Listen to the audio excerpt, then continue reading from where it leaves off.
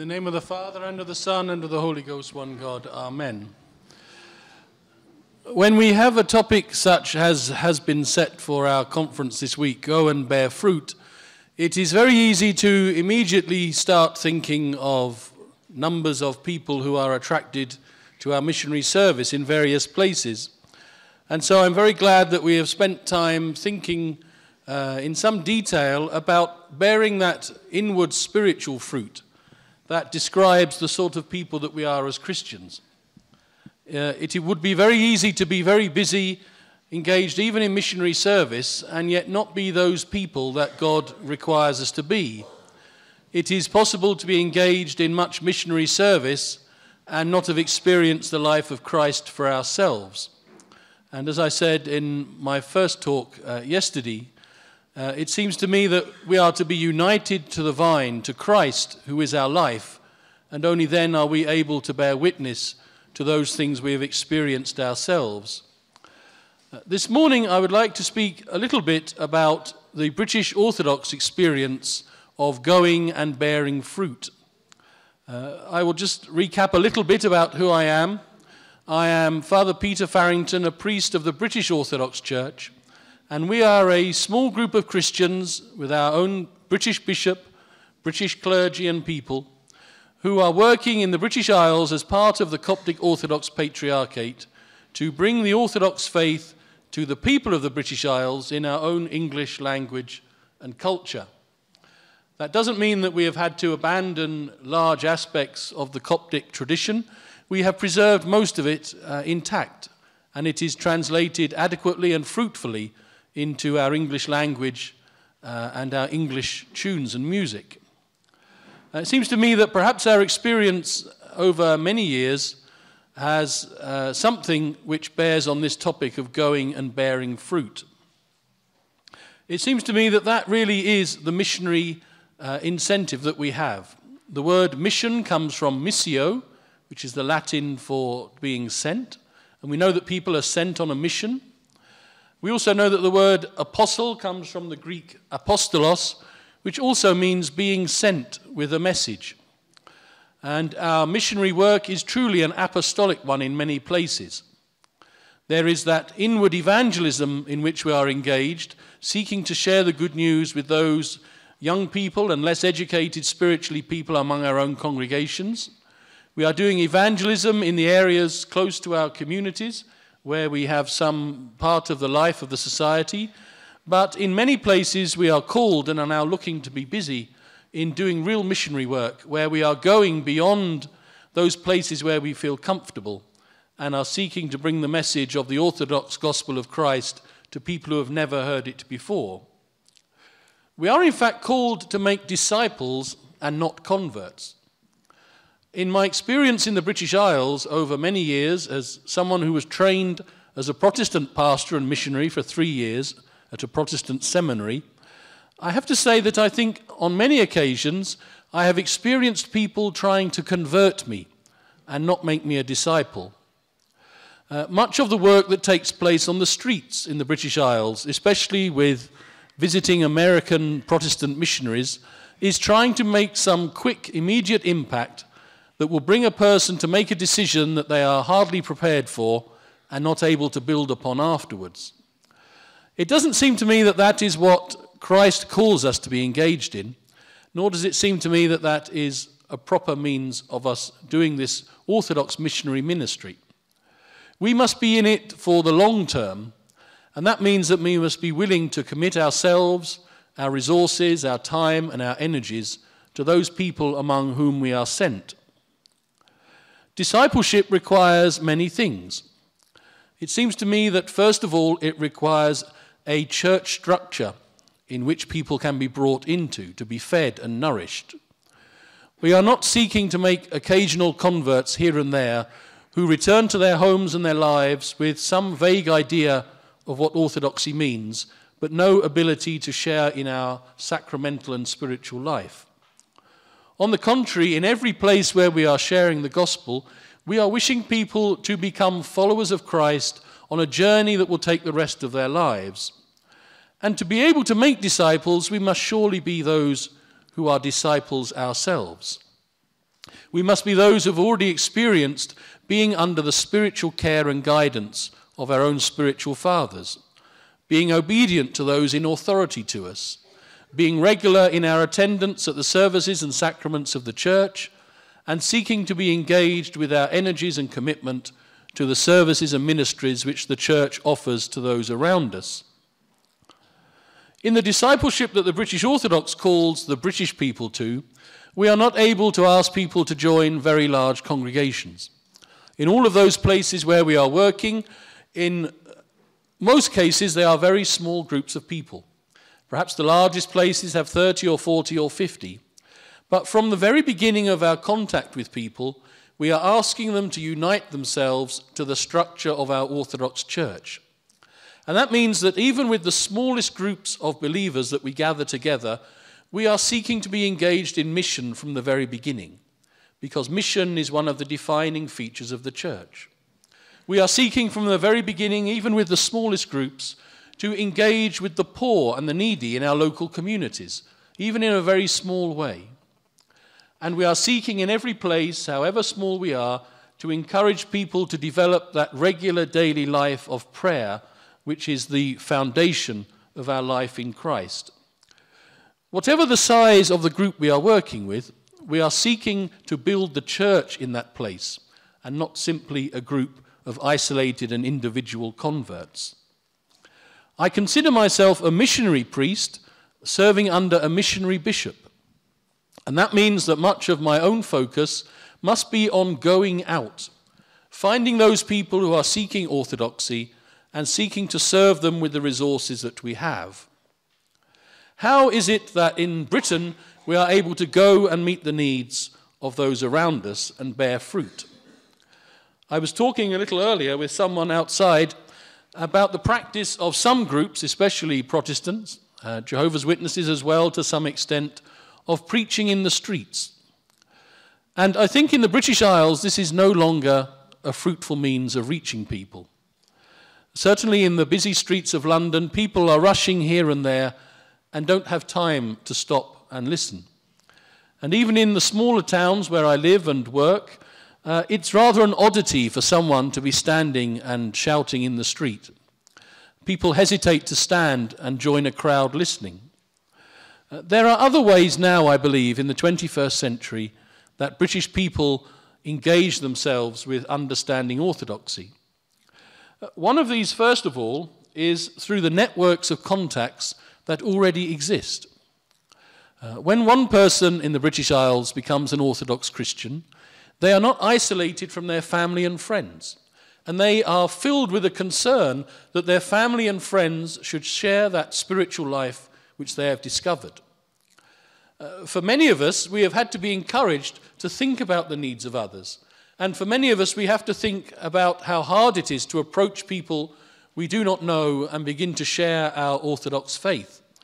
But as we begin to see people becoming Orthodox Christians, we find that they already have their networks of contacts in place. And they are already busily engaged in mission, wanting their parents, their brothers and sisters, their children, their friends, their colleagues at work to learn something about what has turned their life around. This is certainly the experience I have found in many of our missions in the British Isles. Some of our best missionaries are those who have recently become Orthodox Christians. It has made a difference in their life, and so they are not ashamed to bear witness to what God has done.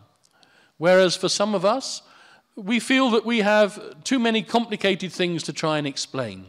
We worry about how we can make our message simple. We are embarrassed and a little ashamed to approach people. When someone has the Word of God fresh in their heart and mind, they have none of these problems, and it becomes easy for them to share the faith.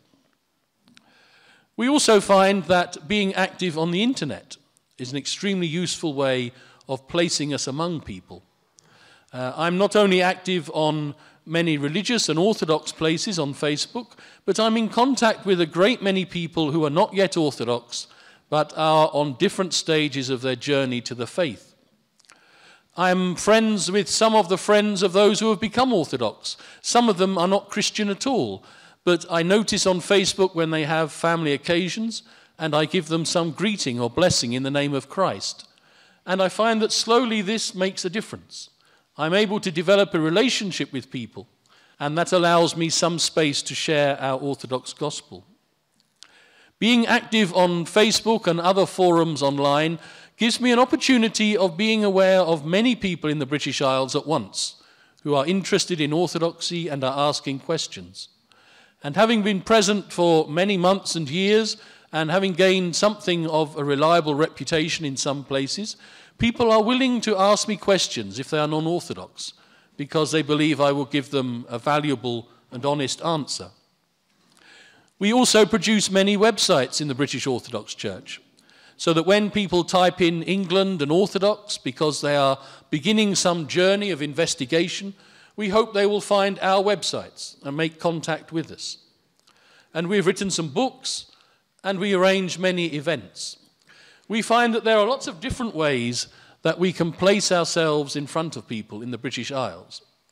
But we have found that the best model to approach people is one of education and not of persuasion.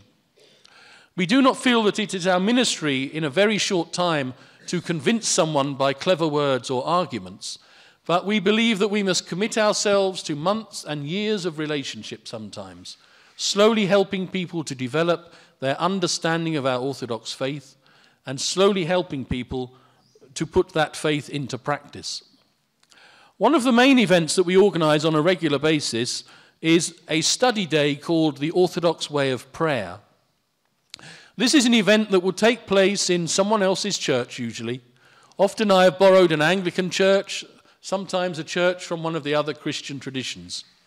We try and find a partner in a particular town or city who is happy for us to come and welcomes us with our message of the Orthodox spiritual life. We go with a message that is freely offered, and we hope that all those who come and attend the lectures will leave with some better understanding of how to pray for themselves. We begin with the Orthodox prayers from the Agbeya, and then I give 1 or 2 lectures on the meaning of prayer and how we can pray the prayer of the heart, the Jesus prayer. We share food together, and then in the afternoon someone will usually give a lecture illustrated with pictures of icons or something similar. And then we close again with the afternoon prayers from the Agbeya. In the British context, we find this works very well. People feel that they are not under any pressure. They are not being asked to become Orthodox on the spot. Nothing is being required of them except that they enjoy a day together with other believers and learn something about how to pray better. We have found that these sort of neutral events work very well, and we would like to extend them to university campuses where this is possible, because again, what we are offering is a gift freely given. We are not demanding anything from those who attend. We are asking only that they enjoy what we present. We are quite careful not to present ourselves in our own ministry as being exotic. We don't want people to think of us as being Egyptians or want to be Egyptians. We want people to simply come and understand that we are teaching British people in a British way something about our Orthodox understanding of prayer. And we have found that these sorts of events and these sorts of services on the internet and in other places have borne fruit. What happens when someone contacts us? I have a long list of people that I am dealing with, many hundred, and they're scattered across the British Isles. Some of them only want to be in contact and send messages by email, but it is necessary to spend time and commitment in answering their questions as thoroughly as possible. Others ask that I will come and speak to them privately, and so wherever they are in the country, if it is possible, I will set out in my car and go and spend a couple of hours with them in their house or in a coffee shop, and we will talk freely about the Orthodox faith. In a few other places, I have several names together who have contacted me, and so in those places I have suggested that we begin meeting together one evening and praying the Agbeya together, and then I give some Orthodox instruction. But it seems to me that the most important aspect of this service is that I am able and willing to go where they are. This makes a great difference to people. If someone is told that they can become Orthodox or learn about Orthodoxy, but they must travel 200 miles, very few people will take up the offer. But if I am willing to go 200 miles and speak to people for 1 hour, then it seems to me that they understand that I believe at least that the message I have come to bear is of great value, such that I will give up a day and many hours in driving to be with them. Even more so when we are serving in other countries. It seems to me that the very fact that we have gone to another country that is not our own is already part of our gospel message. It shows how seriously we take what we are sharing with people. This aspect of going and bearing fruit seems to me to be very important, and the going is itself part of our message. Discipleship takes a lot of time. It is possible to convert someone in a few moments, but that doesn't mean that they will make any progress in the Christian life. It doesn't mean that they will have understood what we have said to them properly. In my own experience, I first came into contact with my bishop perhaps 5 years before I was baptized into the Coptic Orthodox Church.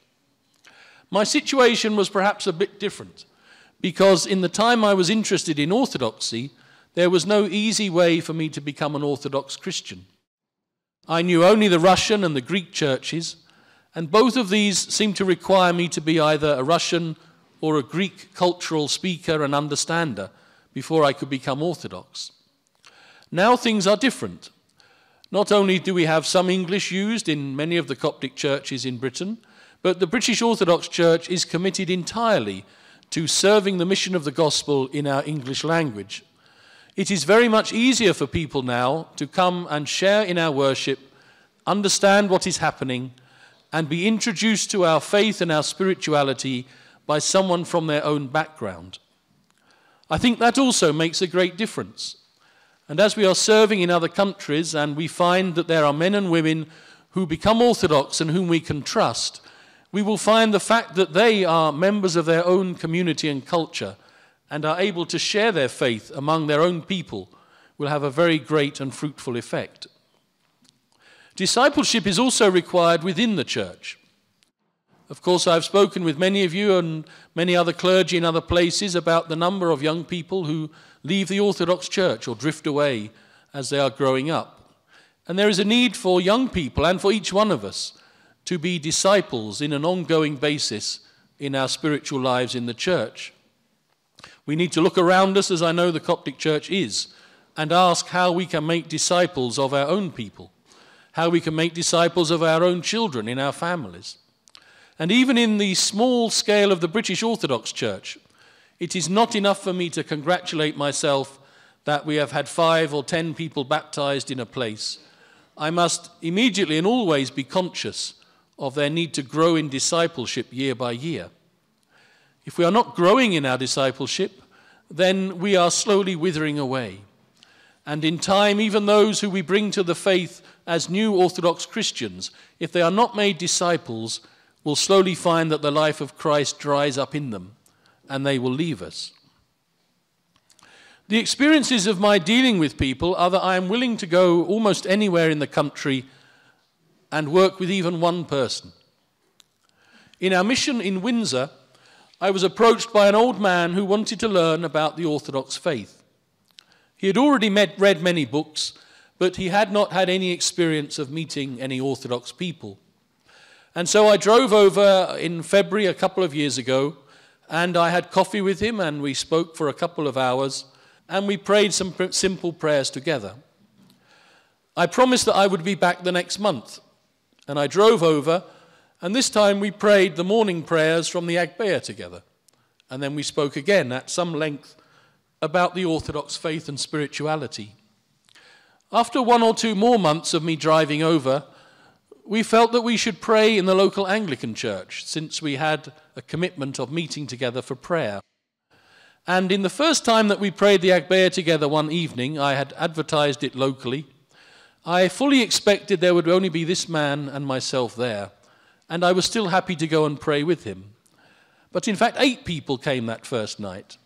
And each month as we prayed the Agbeya, more and more people joined one at a time. Some of them were already Orthodox Christians who were completely isolated from their own communities, and they were glad to be able to worship with us as Orthodox Christians.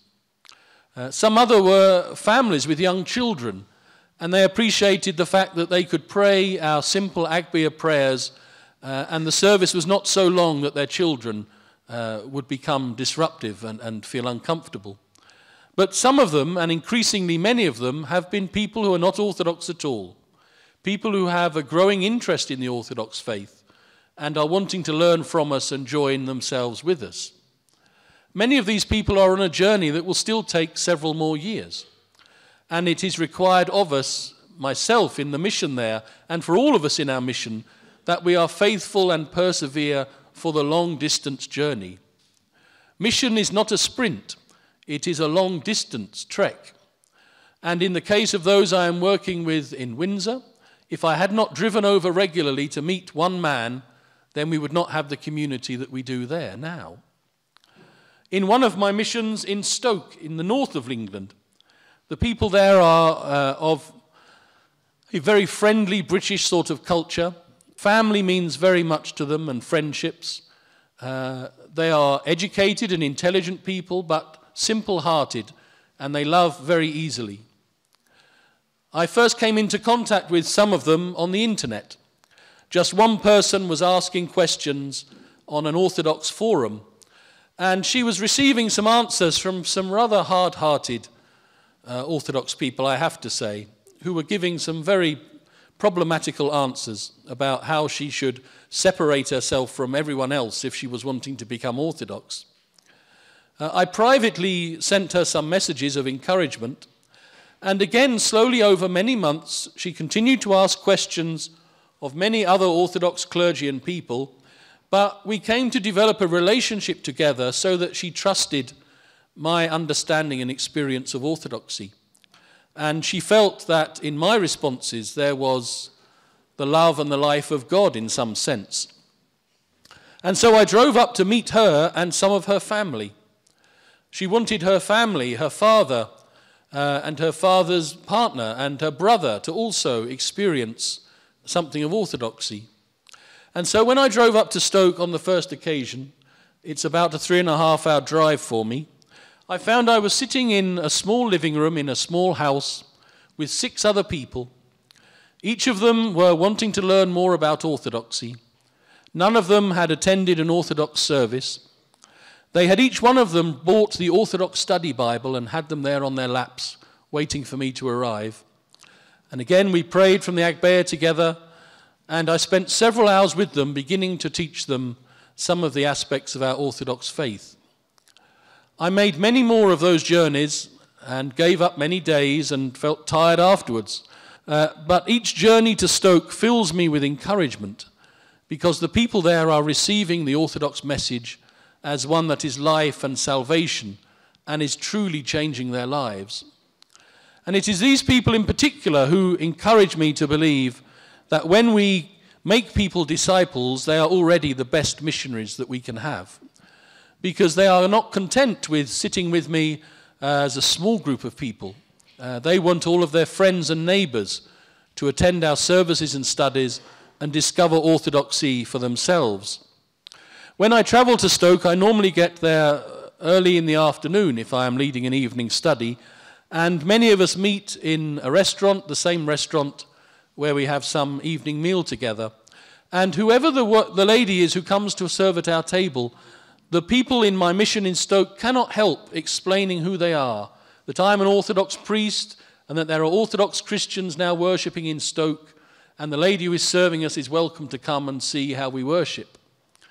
It would be very hard for me to take a group of older Orthodox Christians and encourage them to be so brave. But when someone has just discovered life in Christ for themselves, they cannot be silenced. And they are our best missionaries and our most encouraging missionaries. When I get back from this visit here, I will be starting a new mission in the town of Swindon. I have discovered by looking at all of the contacts and people I'm praying with that I have about 20 people who are all within travelling distance of that town. I contacted a local Anglican leader in that place. I hesitate to do anything without the support of my bishop and without some sense that doors are opening. And he wrote back an email to me saying that he was so glad to receive my gracious and God-filled message, and that I was to believe that we would find a warm welcome in the town of Swindon, and that we would find ourselves among friends. That seemed to me to be a great indication that God was opening doors for service in that town. And I've corresponded with the 20 people who are on my list, and they're all very happy to be able to come together and form the beginnings of some sort of Orthodox community. Some of them are Orthodox already, but isolated from their churches, and so we will celebrate the liturgy together. Others are not Orthodox at all, and so we will also have a great deal of study and education together. But it requires me also to travel many hours on a regular basis to go where they are, because it seems to me in the British Isles, this is the only way we can bear fruit. In this month also, tomorrow, my own spiritual father is opening a new mission in the city of Bristol. It is a very long drive for him to get to that place. And as a missionary priest, he is working through the day each week in a factory and will be very tired. But he is making the effort once a month to begin with to go to the city of Bristol and begin a ministry there. In the British Orthodox Church, then, we are committed to the idea that if we will not go, then we cannot bear fruit. If we will not make the effort ourselves, we cannot make disciples.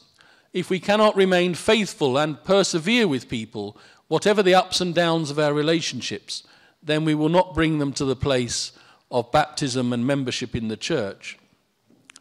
Of course, we use the broadcast method of distributing the seed. You will remember in the parable of the sower, how the sower would walk up and down the field with a great bag of seed strapped around his shoulders, and he would throw the seed to the left and the right, and some of it would fall on the path and be eaten up. Some of it would fall among the rocks at the side of the field and would not have any life in it, but some of it would fall in the good ground. And I think that that describes much of what we are doing in the British Isles. We are seeking to scatter the seed using the various mediums that we can and advertising our activities. But when we see that a seed has taken root in even a small way, then we no longer become like the sower, scattering here and there. We become like the careful gardener who takes the greatest care over every little fragile plant. He waters it when it needs watering. He removes the seeds around it so that it can grow well. He keeps away the birds who might eat it, and he waits for it to grow into a healthy plant that will bear fruit itself. It seems to me then that that also is part of what is required of us. We must go and scatter the seed, but when it takes root, we must have the care of a careful gardener, watching over every plant that the Lord has established. How do we measure the fruit in our missionary service? It would have been very disturbing and discouraging in the British Orthodox Church if we only considered the numerical basis of our fruitfulness.